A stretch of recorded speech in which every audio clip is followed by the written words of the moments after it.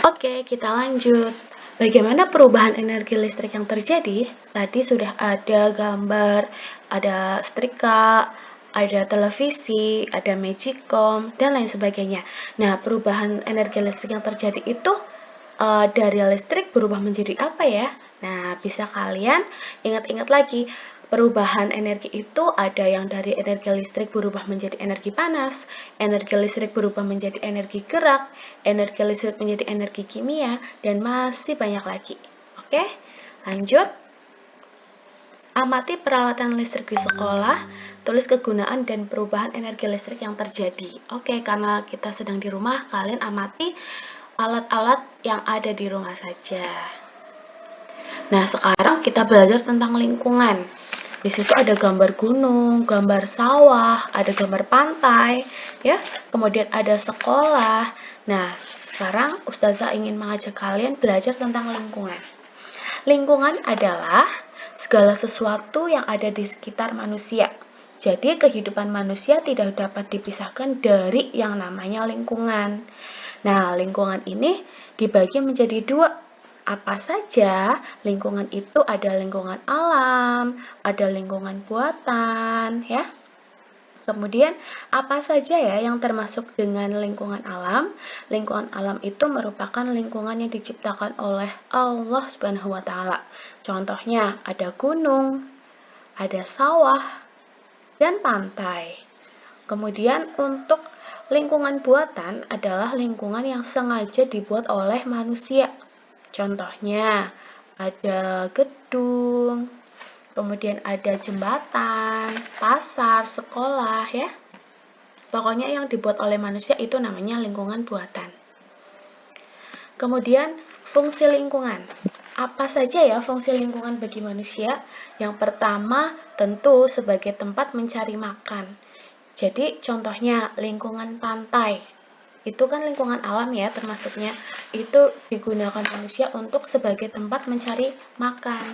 Seorang nelayan mencari ikan, kemudian ikannya dijual. Terus sebagai tempat bekerja. Nah, tadi sudah ada gambar sekolah, ada gambar di kantor. Nah, itu fungsi lingkungan sebagai tempat bekerja. Kemudian lingkungan juga berfungsi sebagai tempat tinggal, ya. Nah, kemudian juga sebagai sumber pendidikan, contohnya sekolah. Dan juga yang terakhir ada sebagai tempat rekreasi. Misalnya kalian mau rekreasi ke daerah pegunungan, rekreasi ke daerah pantai, itu fungsi lingkungan. Itu ada gambar rumah, sawah, pantai, sekolah.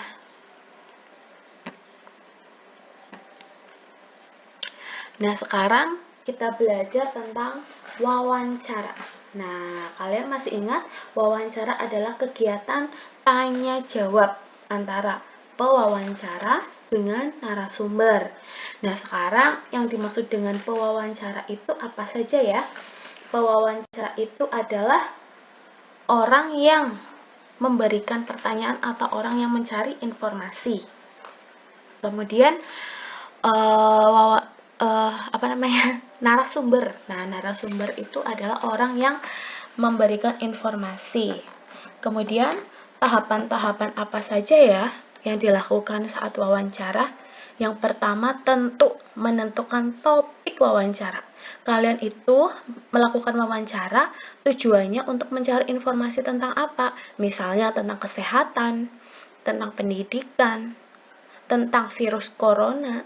Nah, kalian tentukan dulu topiknya apa. Kalian ingin mencari informasi tentang apa saja. Kemudian yang kedua adalah menentukan narasumber. Kenapa ini penting? Ya, karena narasumber yang tepat, yang sesuai, itu akan jauh lebih baik dan sangat disarankan. Contohnya, kalian ingin mencari informasi atau ingin mewawancarai seorang yang bisa memberikan informasi tentang pendidikan. Kalian ingin tahu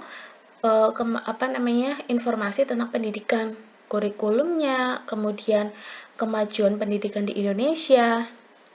Nah, Yang kedua itu tahapannya menentukan narasumber. Jadi kalian menentukan narasumbernya siapa.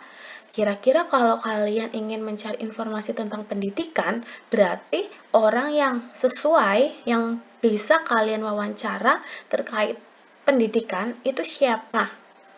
Apakah petani, apakah guru, atau bidan? Coba dijawab.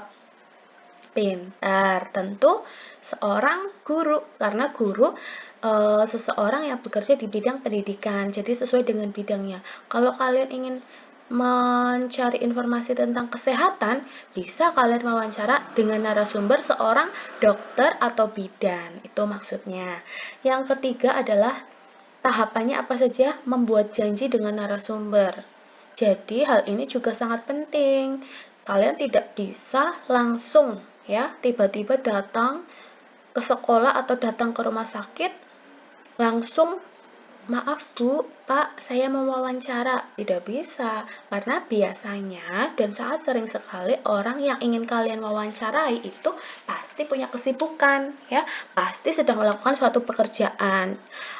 Kemudian juga kita tidak boleh mengganggu narasumber dalam melaksanakan tugasnya. Jadi, kita buat janji dulu, kira-kira bisanya kapan, ya, sekaligus minta izin. Kemudian, tahapan yang selanjutnya adalah membuat daftar pertanyaan. Ini juga menjadi komponen yang sangat penting dalam tahapan wawancara. Membuat daftar pertanyaan.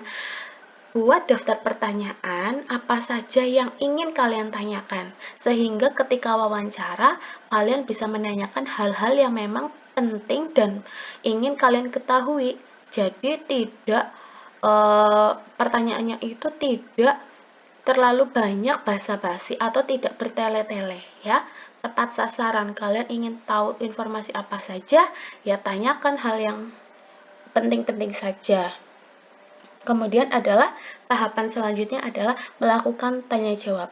Ketika kalian tanya jawab atau mewawancarai narasumber, yang harus diperhatikan adalah kalian melakukan wawancara dengan kata-kata atau dengan pertanyaan yang sopan, ya. Tunjukkan bahwa kalian adalah seorang pewawancara yang baik. Kemudian ketika melakukan tanya jawab, kalian juga butuh apa saja?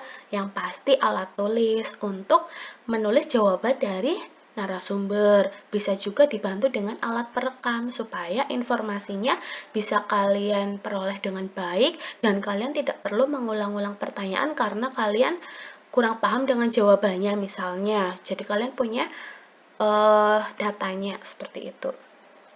Kemudian tahap selanjutnya adalah menulis laporan hasil wawancara. Ini juga penting sebagai ringkasan kalian ketika sudah melakukan wawancara, ya. Nah, ini ada 5 pertanyaan mengenai lingkungan. Nanti kalian bisa berlatih di rumah tentang daftar pertanyaan yang sesuai dengan tema. Jadi kalian membuat pertanyaan yang berkaitan dengan lingkungan, ya.